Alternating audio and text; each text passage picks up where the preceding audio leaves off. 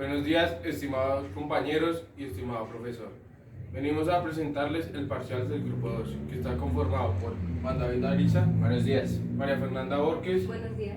Gislit Forero, Buenos días. Sofía Castellanos, Buenos días. Ángela Díaz, Buenos días. Mateo Barbosa Buenos días. y quien les habla, Juan José Abril. El objetivo principal del parcial es informar la importancia del lenguaje y el impacto que este causa en la comunicación adquirida en las clases anteriores. La frase que hemos escogido es "Las palabras forjan tu personalidad", del autor Luis Castellanos. Vamos a hablar sobre el libro La palabra amenazada, de Yvonne Bordelois.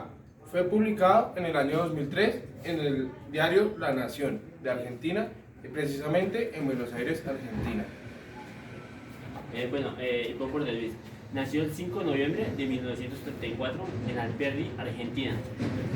Ingresó a la Facultad de Filosofía y Letras de la Universidad de Buenos Aires para luego realizar estudios literarios y lingüísticos en la Sorbona. Recibió algunos premios, uno de ellos es la beca en Guggenheim. También recibió una asesora más destacada, y es el Alegre Apocalipsis, primera edición, grupo latinoamericano de 1995.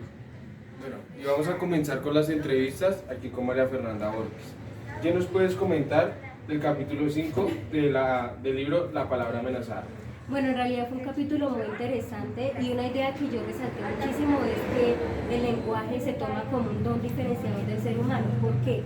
El ser humano para muchísimas personas es un hablante por excelencia. Eso quiere decir que se creó el lenguaje para que las personas nos comunicáramos entre nosotros y además nos entendiéramos. Lo que quiere decir también que es el lenguaje que entre los seres humanos tenemos es muy eficaz y es el más poderoso del mundo.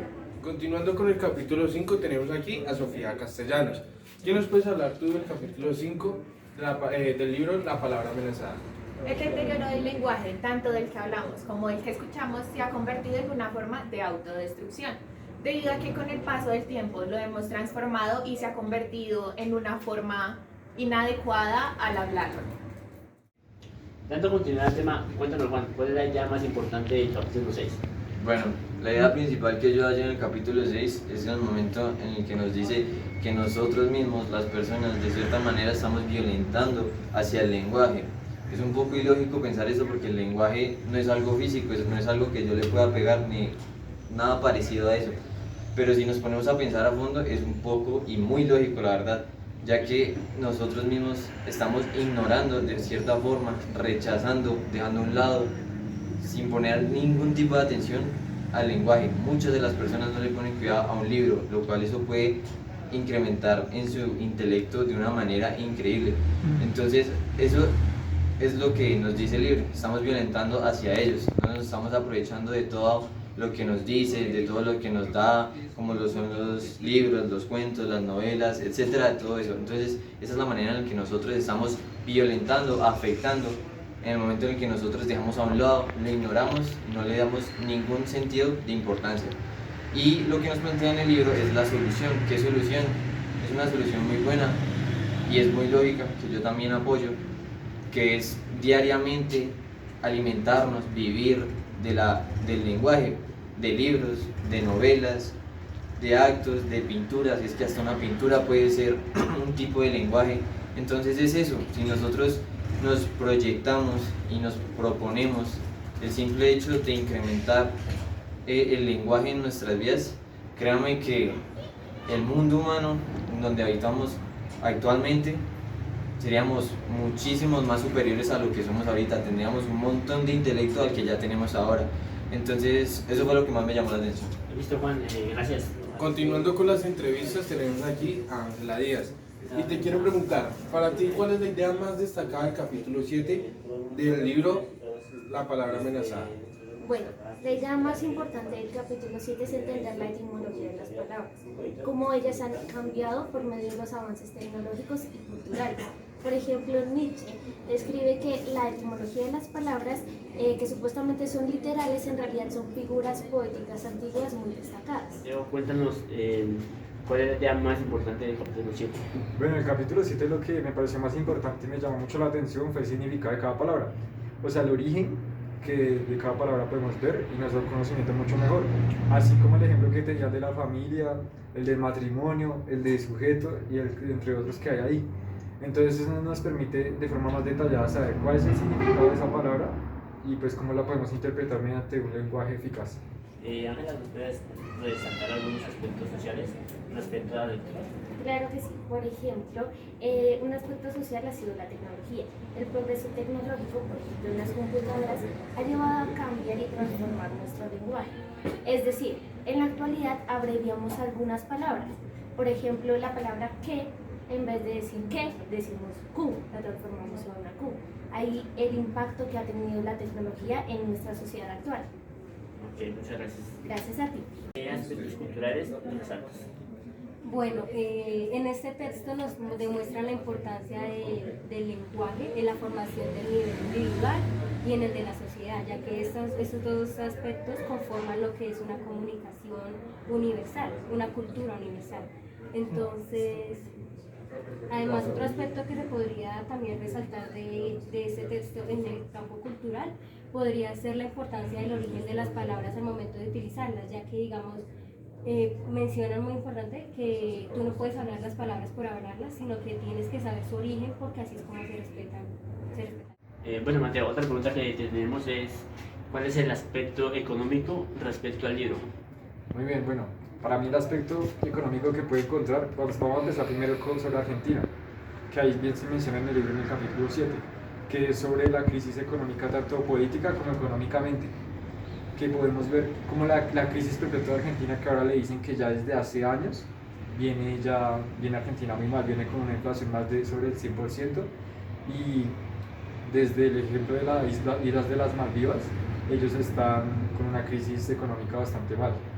Y ellos, tanto así que les ha tocado cambiar 5 veces de monedas y cada vez que intentan encontrar una solución se endeudan más. Entonces por eso ya le dicen la cadena perpetua, porque no salen de eso y cada vez están empeorando más.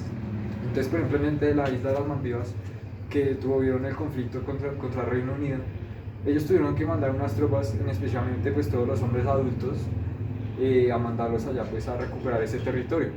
Y lo que pasó fue que la economía bajó porque el empleo pues bajó mucho y solo las familias y los niños pues no podían, las esposas y los niños pues trabajar. Entonces por eso a eso me refiero del aspecto económico que me llamó mucho la atención. Bueno, Juan, tenemos otra pregunta. Cuéntanos, respecto a lo que leíste, ¿qué aspecto político encuentras en la lectura? Bueno, el aspecto político, en el momento en el que nos metemos en el medio de comunicación, ahí se encuentra la política. ¿Por qué? Porque por medio de esto, los políticos, los gobernantes de diferentes países la manipulan. ¿Qué es eso? Están manipulando la información, están manipulando el lenguaje, están utilizándola de la peor manera posible. Y nosotros lo que hacemos es comernos eso. Cualquier cosa que nos venga de los noticieros, de las revistas, de las redes sociales, nos entra como si nada, no tenemos ninguna fuente. Entonces la política sirve muchísimo para eso, para meterle diferentes ideales a las personas en la cabeza. Y pues cada una puede cambiar sin tener ninguna información verídica de lo que reciben. Entonces eso es muy importante en la política con respecto al lenguaje. Cuéntanos, Karen, ¿cuáles son los aportes del texto a la vida personal y profesional? Con respecto a la lectura, podemos decir que el lenguaje cumple un papel muy importante en nuestro diario a vivir, ya que nos representa en la forma de expresarnos y cómo nos comunicamos. Y profesionalmente, gracias al lenguaje y la comunicación, lograremos una eficacia y un buen manejo en los negocios y en la forma de cómo nos queremos ver representados con los demás. Bueno, siguiendo con la entrevista, quería hacerte una pregunta. ¿Qué tan importante es el lenguaje positivo en la vida del ser humano? De una manera tan significativa porque es el tipo de lenguaje que nos abre las puertas hacia el mundo, o sea, es la forma que recogemos más aprendizaje por medio de las experiencias de cada situación. Por ejemplo, cuando uno dice sí, es una palabra afirmativa que al momento de decirla nos permite adquirir más conocimientos y más experiencia, a comparación del no, que es una palabra que lo único que hace es restringirte porque no vas a permitir pasar por esa experiencia y no vas a aprender.